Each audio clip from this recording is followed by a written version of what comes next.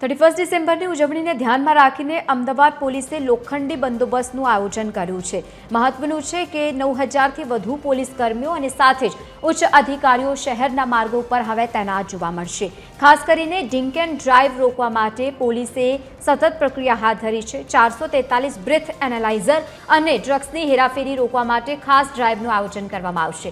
મહિલાઓની સુરક્ષા માટે 71 ટીમ કાર્યરત રહેશે, જ્યારે ટ્રાફિક નિયમન માટે સિંધુ ભવન અને સીજી રોડ જેવા વિસ્તારોમાં વાહનોની અવરજવર પર પણ પ્રતિબંધ મૂકી અને રસ્તો ડાયવર્ટ કરવામાં આવ્યો છે।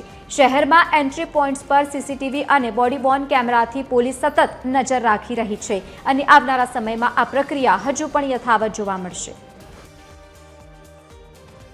31મી ડિસેમ્બરે કુલ 9040 જેટલા પોલીસ અધિકારી, કર્મચારી અને હોમગાર્ડ્સ ભીડભાડવાળા વિસ્તારોમાં ટ્રાફિક નિયમનમાં તેમજ નશાકારક દ્રવ્યોની જ્યાં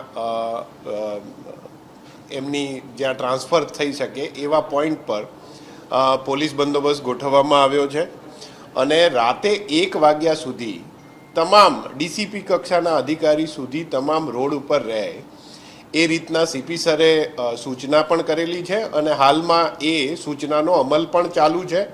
આ ઉપરાંત 31મી તારીખે રાતના 3 વાગ્યા સુધી તમામ અધિકારીઓ રોડ ઉપર રહેનાર છે।